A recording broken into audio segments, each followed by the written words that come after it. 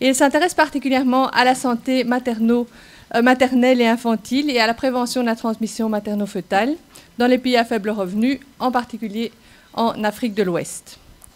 C'est aussi mon ami. La présentation du Dr Leroy s'intitule 90-90-90 chez l'enfant et l'adolescent VIH positif. Où en est-on au nord et au sud?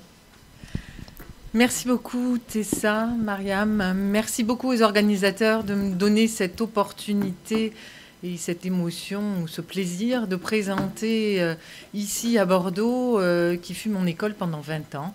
Et donc voilà, c'est un petit moment d'émotion. C'est aussi un moment d'émotion de présenter ce thème sur la cascade 90-90-90.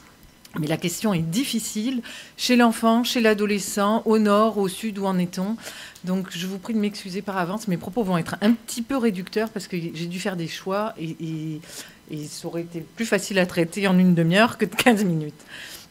Donc je vais d'abord vous présenter la problématique de la cascade, la situation de l'épidémie pédiatrique qui est très particulière et qui explique qu'on a des étapes particulières et qui sont non explicites et qui complexifient la cascade pédiatrique. Essayez de vous faire quelques constats sur la façon dont on atteint les cibles de cette cascade et ensuite réfléchir à comment est-ce qu'on peut optimiser avec quelques pistes pour optimiser cette cascade. Donc vous avez compris qu'elle n'était pas forcément évidente dans le cadre pédiatrique. Donc la cascade 90-90-90 ou 90-90-90 consiste à avoir défini des cibles particulièrement ambitieuses, et c'est l'ONU-SIDA qui a défini ces cibles en 2014, dans l'objectif de contrôler l'épidémie. Et donc, en pratique, ça veut dire que parmi les personnes infectées par le VIH, 90% des personnes infectées ont été dépistées et connaissent leur statut, 90% des personnes dépistées sont sous traitement et 10% des personnes traitées sont en succès virologique. Et vous comprenez que donc c'est une cascade intégrative et que la dernière étape inclut les précédentes. Et donc dans la situation pédiatrique, cette cascade n'est pas un long fleuve tranquille et on se rend compte qu'en fait il y a beaucoup d'étapes non explicites qui complexifient la mise en œuvre opérationnelle, ce qui est particulièrement problématique dans un contexte où aujourd'hui on a des outils, on a des traitements et normalement maintenant c'est vraiment un problème de mise en œuvre. Et donc je vais essayer de vous expliquer quels sont les freins et quels sont les obstacles dans cette mise en œuvre.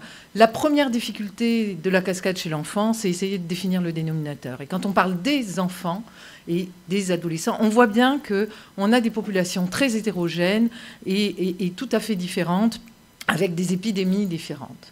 Et donc, la première partie de l'épidémie est liée à la transmission mère-enfant du virus. Et on voit que malgré... Il y a eu beaucoup de progrès qui ont été faits et que les interventions antirétrovirales pendant la grossesse ont permis de considérablement diminuer la transmission mère-enfant depuis les années 2000, au fur et à mesure que donc l'accès au traitement chez les femmes enceintes se faisait. En parallèle, on se rend compte aussi que cette couverture, malgré les progrès effectués, reste globalement insuffisante avec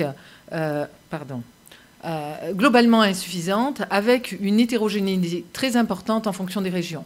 Et donc, on voit qu'il y a des sites qui font très bien, et en particulier, on peut souligner l'action de l'Afrique australe et l'Afrique de l'Est, avec 88% de couverture en traitement antirétroviraux et de prévention de la transmission mère-enfant. Et par contre, en Afrique de l'Ouest et centrale, seulement 49% des femmes enceintes infectées par le VIH qui reçoivent une intervention. Donc on voit bien que c'est insuffisant, hétérogène, et que malgré ces progrès, l'épidémie pédiatrique se poursuit en particulier chez les enfants donc, de 0 à 14 ans, en priorité dans les pays du Sud. Et pour tout de suite cadrer mon propos, je ne parlerai pas beaucoup du Nord dans cette présentation, vous l'avez compris, 88% des personnes qui vivent avec le VIH, des enfants, adolescents qui vivent avec le VIH aujourd'hui, vivent en Afrique subsaharienne et en particulier dans 2 régions, l'Afrique centrale et de l'Ouest, Afrique australe et de l'Est, parmi les 2 millions d'enfants infectés par le VIH. De même, on observe les mêmes tendances pour les nouvelles infections qui sont survenues en 2016. 86% des nouvelles infections sont concentrées donc, en Afrique subsaharienne. À cette épidémie de nourrissons s'ajoute une autre épidémie qui est cette vague épidémique des adolescents qui aujourd'hui ont survécu grâce aux antirétroviraux et qui avant les années 2000, malheureusement, n'accédaient pas à l'âge adulte et aujourd'hui qui, progressivement, depuis l'accès, arrivent à l'âge adulte et on a donc une épidémie d'adolescents qui sont infectés en périnatal et qui survivent et qui vieillissent dans des cohortes d'adolescents suivis souvent en pédiatrie. La 3e épidémie et le 3e dénominateur à définir est celui des adolescents infectés par voie sexuelle. Un seul chiffre pour vous dire que parmi les nouvelles infections survenues en Afrique subsaharienne en 2015, 37% survenaient chez des adolescents et des jeunes entre 15 et 24 ans et que parmi ces nouvelles infections, on observe aussi une inégalité de genre majeure avec 66% de jeunes filles infectées par voie sexuelle dans cette population nouvellement infectée. Par ailleurs, il est important de noter que seulement 13% de ces adolescents ont reçu une proposition de test dans les 12 derniers mois qui précédaient leur diagnostic. Donc on voit bien qu'on a une épidémie mixte, très hétérogène, avec des enfants, mais aussi aujourd'hui des adolescents qui vivent et qui évoluent avec le VIH. Donc vous voyez que cette cascade pédiatrique, elle est compliquée et qu'on a tout un tas d'étapes non explicites, complexes dans cette mise en œuvre que je vais essayer de vous décrire en choisissant d'abord de vous parler de la population des enfants, des nourrissons exposés au VIH et infectés par le VIH, donc avant l'âge de 18 mois, avec un enjeu majeur au sud, en particulier en Afrique de l'Ouest et en Afrique centrale. Ce qu'il faut garder en tête, c'est que si les enfants n'accèdent pas au traitement, ils vont très vite décéder. 35% décèdent à 12 mois, 52% sont décédés à 24 mois. Et donc, on a une cascade diagnostique qui est particulièrement complexe, où il va y avoir une compétition pour essayer de faire le diagnostic, mettre les enfants sous traitement, en parallèle avec une mortalité et un risque de perte de vue très important. Et donc, ce processus complexe commence, les recommandations aujourd'hui recommandent de faire un diagnostic à partir de l'âge de 6 semaines. Et chez l'enfant exposé, ce diagnostic, je vous le rappelle, est particulièrement difficile puisqu'il repose sur des techniques de diagnostic virologique qui aujourd'hui existent, donc difficile, mais on a des outils pour le faire dans de bonnes conditions, mais qui nécessitent d'identifier l'enfant exposé, de lui proposer un test, de faire le prélèvement, de techniquer le test, de retourner les résultats au site, et puis de rendre le résultat ensuite aux familles, de prendre en charge les enfants infectés. Et je vous rappelle que tant que les enfants exposés restent allaités, ils continuent à être exposés à la transmission mère-enfant et que donc il convient de refaire ce processus de façon itérative jusqu'à ce que les enfants ne soient plus allaités depuis au moins 2 mois. Et donc vous voyez qu'on a une espèce de turnover qui est très complexe et que quand on parle du premier 90 déjà chez l'enfant, tout le monde parle du diagnostic à 6 semaines alors qu'on n'a jamais l'étape finale du diagnostic final. Donc c'est un processus qui est complexe. À chaque étape, même s'il y a des efforts pour retenir les enfants, on voit bien qu'in fine, on a beaucoup d'opportunités perdues. Et c'est très problématique dans le contexte de l'allaitement maternel. Donc premier constat, c'est qu'on a des outils. On a un processus, mais aujourd'hui, seulement 51% des nourrissons exposés ont eu un test virologique dans les 22 pays du plan global en 2015. Et on voit bien qu'il y a des progrès dans le temps qui ont été faits. Mais ces progrès sont très hétérogènes et dépendent de la région. Vous voyez ici 60% de taux de couverture en Afrique de l'Est et en Afrique australe, contre seulement 15% en Afrique de l'Ouest et en Afrique centrale. Donc un diagnostic qui reste vraiment... il y a un dépistage aujourd'hui dont on ne peut pas se satisfaire du point de vue de la cascade et dont je vous rappelle qu'il est provisoire dans le contexte de l'allaitement maternel. Pourtant, tous ces enfants fréquentent les consultations postnatales. Donc ça veut dire que c'est vraiment des opportunités manquées liées entre autres au système de soins. C'est complexe, j'ébaucherai juste les difficultés, mais vous voyez qu'ils fréquentent tous les consultations postnatales, même dans les pays où la couverture en diagnostic précoce, comme par exemple le Nigeria, est très faible, 9% de dépistage et 75% de consultations postnatales vaccinales. Premier constat. Deuxième constat, le deuxième 90. C'est, je vous rappelle, mettre les enfants dépistés sous traitement. Ce que l'on voit, c'est globalement une amélioration aussi dans toutes les régions, mais de larges variations géographiques dans cette initiation du traitement antirétroviral. Et in fine, seulement 49% des enfants dépistés qui accèdent au traitement et qui reçoivent effectivement leur traitement. Donc ce que l'on... Et la deuxième chose, c'est que cette observation varie largement avec des cascades qui atteignent 63% en Amérique latine, 63% en Afrique de l'Est et australe, contre seulement 20% encore en Afrique de l'Ouest et centrale. Deuxième chose, il ne s'agit pas seulement d'accéder au traitement, mais il faut regarder comment on accède au traitement qualitativement. Une constante du traitement pédiatrique est que les enfants ont un accès tardif, et sur les données disponibles seulement à 5 ans d'âge médian, et un taux de CD4 médian à l'initiation du traitement qui montre une immunodépression très avancée, une pathologie très avancée avec seulement 13% de CD4. Donc on voit bien qu'il y a la cascade quantitative, mais qualitativement, on doit aussi progresser.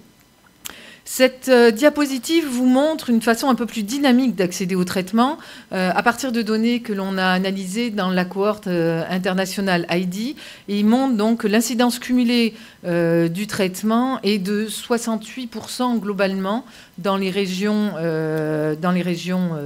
ID, avec un risque très important de perte de vue et de décès avant l'initiation du traitement. Et ce que vous montre ce graphe, ou plutôt le tableau qui est en dessous, c'est qu'on a là aussi une grande variation en fonction des régions, avec donc une initiation du traitement qui varie de 78% à 24 mois dans la région Asie-Pacifique à 53% en Afrique centrale.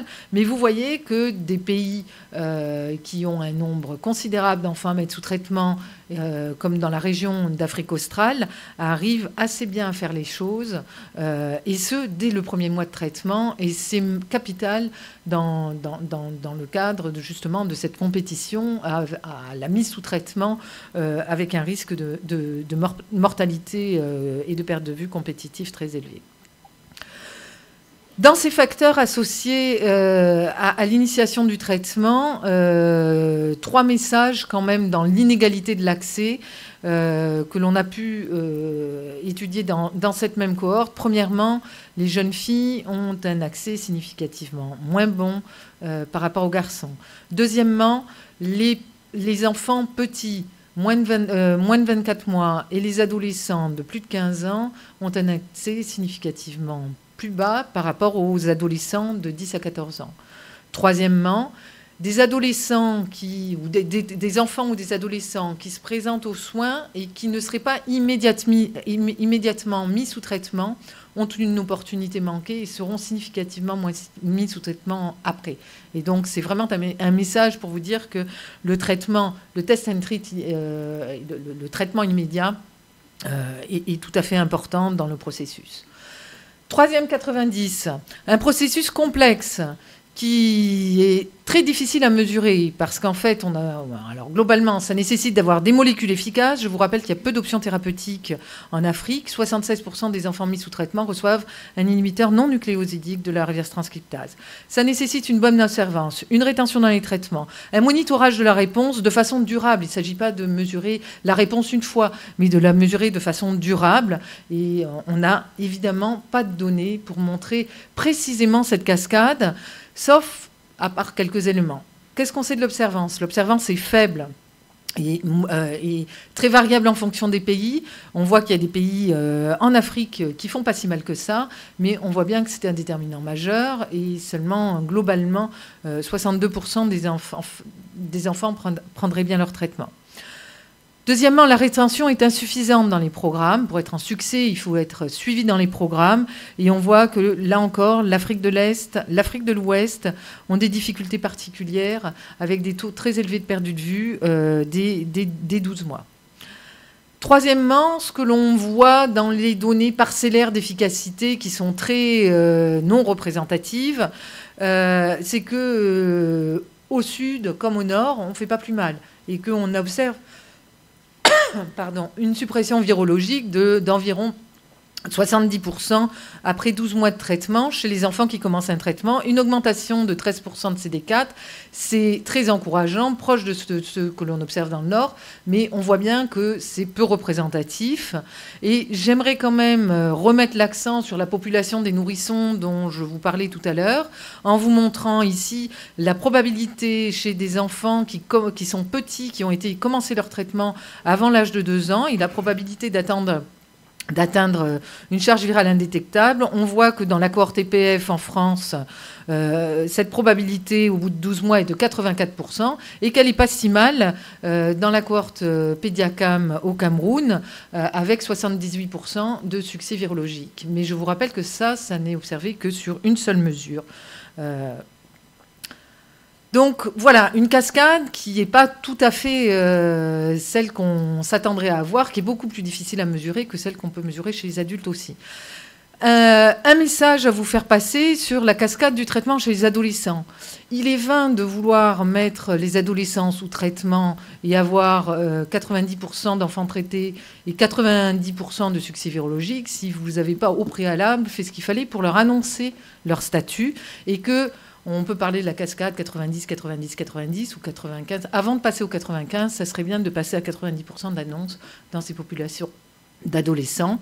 Et juste pour vous convaincre, cette diapositive vous montre la probabilité de rester suivi dans les traitements. C'est une étude qu'on a fait dans la cohorte ID West Africa, dans 3 pays, en Côte d'Ivoire, au Sénégal, au Mali, où force est de constater que l'annonce du statut était insuffisante. Seulement 28% des adolescents connaissaient leur statut, avec des âges variables, mais parmi ces enfants, après 3 ans de suivi, 93% de ceux qui... on avait un taux de suivi à 3 ans de 93% pour ceux qui connaissaient leur statut, contre seulement 62% pour ceux qui ne connaissaient pas leur statut.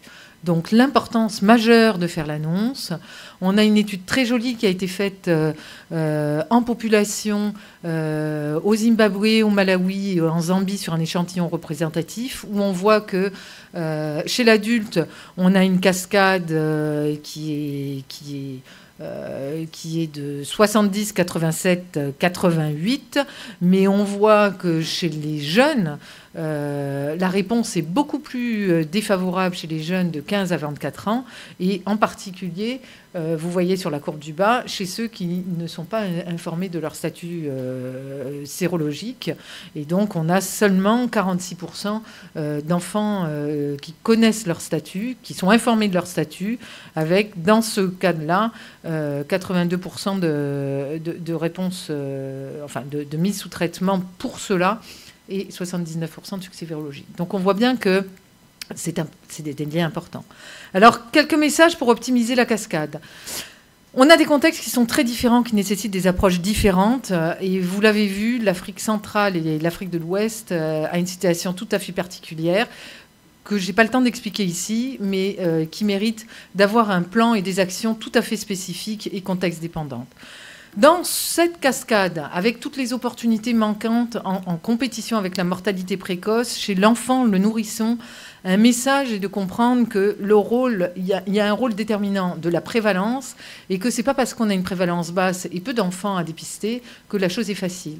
Au contraire, c'est là que c'est complexe et qu'il faut avoir des attitudes adaptées avec un problème d'infrastructure particulièrement appauvri et qui n'est pas adapté, des problèmes d'acceptabilité sociale, professionnelle, familiale, un stigma considérable. Et donc, on ne peut pas homogénéiser et parler d'une seule cascade. Du coup, dans ce continuum de soins, pour prévenir la mortalité précoce chez ces enfants, on peut proposer différentes interventions pour réduire les gaps. Et ces interventions sont différentes en fonction du contexte que je viens d'évoquer. L'identification de l'enfant exposé à la naissance pour améliorer le lien entre l'exposition et le diagnostic de l'enfant peut être une intervention intéressante dans des pays à plus faible prévalence. Et je vous invite à voir un poster demain sur cette question. Le dépistage virologique néonatal est une intervention qui peut permettre de faire des diagnostics définitifs chez des enfants non allaités. C'est quelque chose qui commence à montrer son efficacité en Afrique du Sud, dans des contextes où on n'a pas d'exposition à l'allaitement maternel. Une intervention qui mérite d'être considérée et d'être entendue de la part de tous les associatifs, on n'arrivera pas à améliorer la cascade sans le soutien des communautaires. Et on a plusieurs exemples d'approches qui sont tout à fait opérationnelles sur les sites. Je pense au centre SAS en Côte d'Ivoire, par exemple. Le dépistage sur place et le point of care, c'est bien. On en parle beaucoup, mais ça ne réglera qu'une partie de la solution. Et il faut d'abord avoir identifié les cas. On peut aussi faire du dépistage à l'initiative des prestataires de soins. Juste un petit mot pour vous dire, le point of care, c'est tout à fait bien parce que ça vous permet de réduire le risque d'enfants perdus de vue en cours de cascade et avant qu'ils décèdent, de donc pouvoir les identifier et les mettre sur traitement avant leur décès.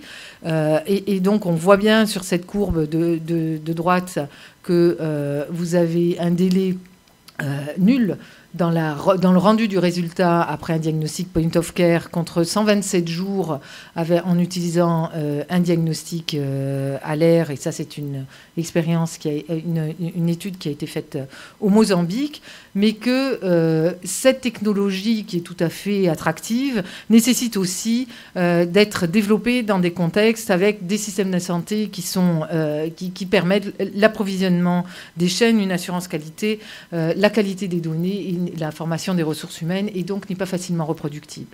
Juste un message pour vous dire que l'approche familiale dans des pays de faible prévalence est certainement une approche tout à fait intéressante à développer et que ça a permis d'améliorer les choses. Un dernier message dans le futur pour essayer de relever et contribuer les objectifs du 90-90 en préservant l'avenir et surtout en évitant les mutations de résistance que l'on voit émerger. Je vous rappelle qu'en Afrique, le contexte est vraiment... aujourd'hui, les options thérapeutiques qui sont disponibles sont basées sur les non-nucléosidiques.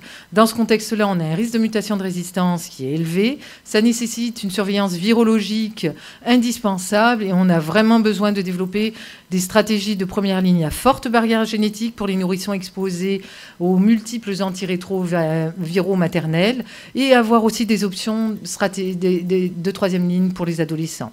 On a besoin de développement et de plus d'options thérapeutiques. On a vu ce matin le développement, plein d'options qui sont développées. C'est très bien. On a besoin d'un développement chez l'enfant et rapide. Juste pour mémoire, il y a un retard dans le développement pédiatrique considérable. On a 9 mois de retard. Le raltegravir, par exemple, a été approuvé chez les adultes en 2007, chez l'enfant en 2011 et seulement en 2017 chez le nouveau-né. J'ai fini. Le dolutegravir est très intéressant et je voudrais aussi souligner l'importance d'avoir des formulations combinées à dose fixe. On attend aujourd'hui avec impatience les interventions, le lopinavir orodispersible qui commence à montrer ses effets et en particulier en combiné.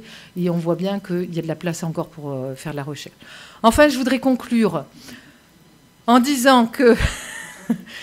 Il est capital de continuer. La cascade, vous l'avez compris, n'est pas une réussite chez l'enfant.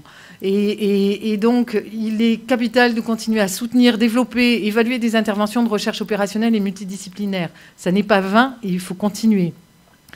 Il est important de développer des approches novatrices, adaptées au contexte et d'identifier activement les cas.